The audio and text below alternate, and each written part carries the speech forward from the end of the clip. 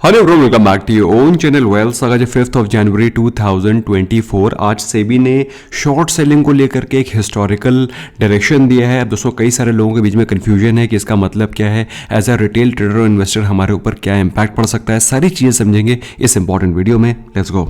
दोस्तों इस पूरे के पूरे प्रकरण को समझने से पहले आपको ये पता होना चाहिए कि इस डायरेक्शन के पहले जो गवर्नमेंट की तरफ से मैंडेट था कि शॉर्ट सेलिंग को कर्ब किया जाना चाहिए, तो ये आया कहाँ से, वो हाउ डिड इट डेवलप। दोस्तों अगर आपको मालूम हो एग्जैक्टली 1 साल पहले अडानी हिंडनबर्ग की जब रिपोर्ट आई थी, जिसके चलते बहुत ही एग्रेसिव शॉर्ट सेलिंग की पोजीशंस क्रिएट की गई थी इन अडानी ग्रुप डेरिवेटिव सेगमेंट्स। अब जिनको पता नहीं है दोस्तों, उनको बता देना चाहता हूं कि जब कभी भी आप किसी स्टॉक को सेल करते हैं तो फिर वो स्टॉक आपके डीमैट अकाउंट में होना चाहिए, अदरवाइज आप स्टॉक को सेल नहीं कर सकते। लेकिन फ्यूचर एंड ऑप्शन सेगमेंट में आपके पास ये प्रावधान होता है कि आप अडानी एंटरप्राइजेस को पहले सेल कर सकते हैं और सेल करके उसको होल्ड कर सकते हैं। अडानी एंटरप्राइजेस के फ्यूचर्स को आप सेल करके पोजीशन को क्रिएट कर सकते हैं और उसको होल्ड कर सकते हैं फॉर अप टू 3 मंथ्स।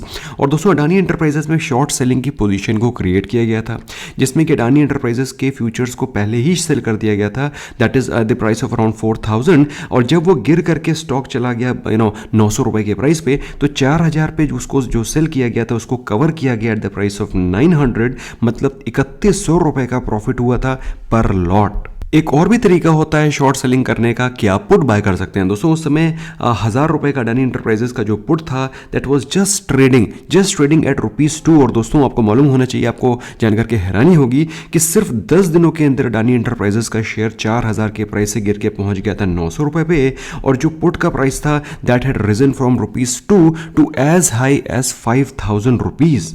अब दोस्तों ये बात तो आप लोग जानते हैं कि फ्यूचर एंड ऑप्शंस में काम करने के लिए आपके पास बड़ी कैपिटल की रिक्वायरमेंट। अगर आप फ्यूचर को सेल करते हैं एक लॉट, तो फिर आपके पास 1 लाख से ज़्यादा की कैपिटल होनी चाहिए। तो सिंपल सी चीज़ है दोस्तों, ये जो काम है ये बड़े प्लेयर्स का है, इंस्टीट्यूशनल प्लेयर्स का है, या फिर उन लोगों के पास जिनके पास पैसा काफ़ी ज़्यादा है। तो अब ये जो डायरेक्शंस आए हैं सेबी के, इसके मायने क्या हैं दोस्तों? इसके मायने सिंपल हैं कि मार्केट रेगुलेटर चाहता है कि कुछ बड़े प्लेयर्स मिलकर के मार्केट को रिग ना करें, रिटेल इन्वेस्टर्स का पैसा पूरी तरीके से वेस्ट ना हो। सिंपल चीज़ दोस्तों, जब अडानी ग्रुप का शेयर 4000 रुपए के प्राइस से सिर्फ 10 दिनों के अंदर गिर के पहुंच गया 900 रुपए पे, तो आपको क्या लगता है किसने पैसा बनाया होगा? सिंपल चीज़ है, अगर एज ए इन्वेस्टर अगर आप अडानी ग्रुप के स्टॉक को होल्ड कर रहे हैं तो आपका शेयर डेली ब्लीड कर रहा है, आप कुछ कर नहीं सकते। You can not help it. 4000 रुपए का शेयर आप डेली गिरते हुए देख रहे हैं, you can not make money, क्योंकि आप अडानी ग्रुप के शेयर को तभी सेल कर सकते हैं जब वो स्टॉक आपके डीमैट अकाउंट में होगा।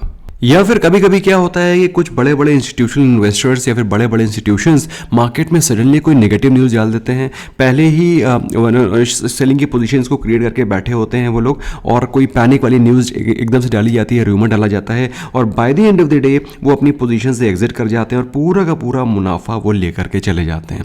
तो ये पूरे के पूरे प्रकरण में सिर्फ लॉस होता है रिटेल ट्रेडर का, रिटेल इन्वेस्टर का, और जो मोटा पैसा बनता है वो इंस्टीट्यूशनल इन्वेस्टर्स के द्वारा बनता है, या फिर इंस्टीट्यूशंस के द्वारा बनता है, FIS DIS के द्वारा बनता है, जो लोग भी शॉर्ट सेलिंग में पार्टिसिपेट करते हैं। और मार्केट में दोस्तों एक चीज़ हमेशा ध्यान रखिए, मार्केट जाएगा धीरे धीरे ऊपर, लेकिन जब गिरता है तो बहुत शार्प गिरता है। तो जो मेजर पैसा होता है इंस्टीट्यूशनल इन्वेस्टर्स का, जो लोग इस तरह के काम करते हैं, वो सेलिंग के दौरान बनाते हैं। अब दोस्तों क्वेश्चन आता है कि आज के जो डायरेक्शंस दिए गए हैं सेबी के द्वारा, उनसे आपको क्या बेनिफिट मिलने वाला है या फिर आपको क्या नुकसान होने वाला है। सबसे पहले दोस्तों ये समझते हैं कि सेबी के डायरेक्शंस क्या है। सेबी के डायरेक्शंस के मुताबिक no institutional investors shall be allowed to do day trading और square off their transactions intraday.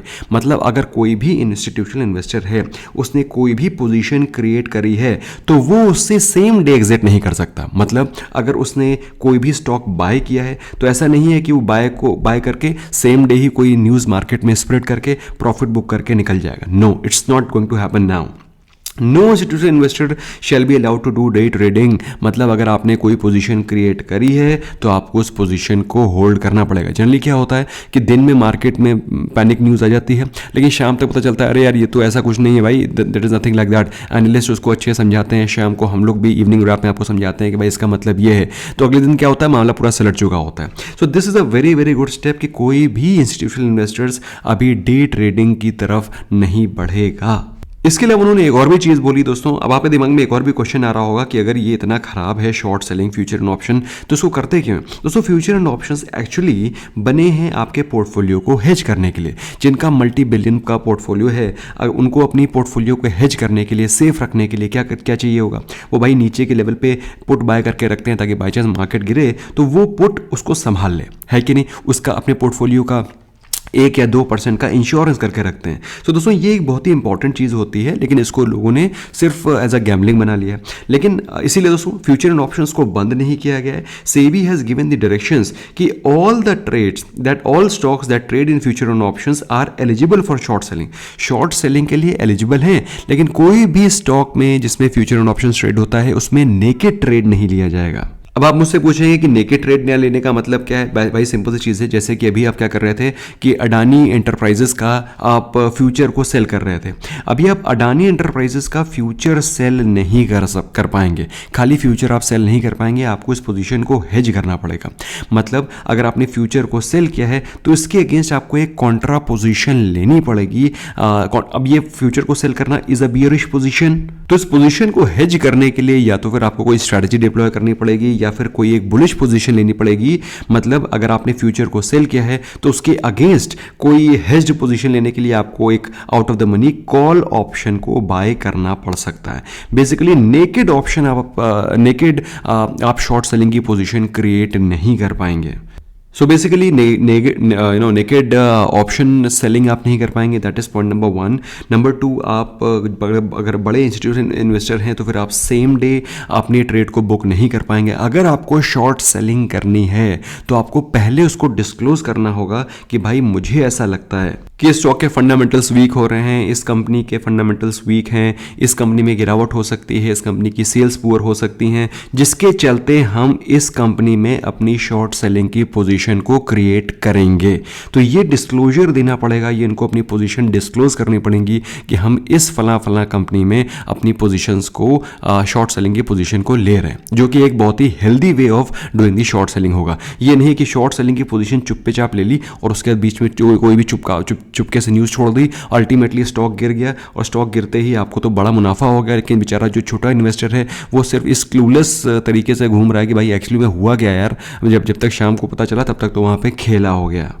And last but not the least दोस्तों, जो तीसरा डिसीजन लिया गया है वो ये लिया गया है कि अगर कोई भी ट्रेड आपके अगेंस्ट जाता है तो उसका आपको प्रॉपर सेटलमेंट करना पड़ेगा, जिसके की डायरेक्शन स्टॉक एक्सचेंजेस को दे दिए गए हैं। वैसे ये कोई नई चीज़ नहीं है, this something which was already existing. जो चीज़ नई हुई है वो ये कि कोई भी आप नेकेड शॉर्ट सेलिंग की पोजीशन क्रिएट नहीं कर सकते। इंस्टीट्यूशनल इन्वेस्टर्स कोई भी पोजीशन को सेम डे पर स्क्वायर ऑफ नहीं कर सकते, मतलब इंट्राडे ट्रेड नहीं कर सकते। और उनको अगर कोई भी पोजीशन में शॉर्ट सेलिंग की पोजीशन क्रिएट करनी है तो उनको पहले उसको डिस्क्लोज करना पड़ेगा। और जैसे कि मैंने आपको बताया दोस्तों, ये प्राइमरली हुआ था हिंडनबर्ग केस के बाद, जब मार्केट पूरी की पूरी शॉक हो गई थी कि निफ्टी 50 का स्टॉक, अडानी बीजेपी पावर में रहते हुए अडानी ग्रुप का स्टॉक 4000 रुपए से गिर के सीधे अगर 900 रुपए पहुंच रहा है। सो दोस्तों आप क्या समझते हैं? This is something which is very very unhealthy, और इस तरह की प्रैक्टिस फ्यूचर में ना हो। तो काफ़ी प्रेशर था मार्केट रेगुलेटर के ऊपर भी, तो उन्होंने बहुत ही इंटेलिजेंटली ये डिसीजन लिया है। दोस्तों जिनको भी ये कन्फ्यूजन होगा कि ये क्या था, उनके साथ आप शेयर कर सकते हैं। वीडियो अच्छा लगा, do not forget to smash the like button and do share with your friends. Until then, bye bye for now.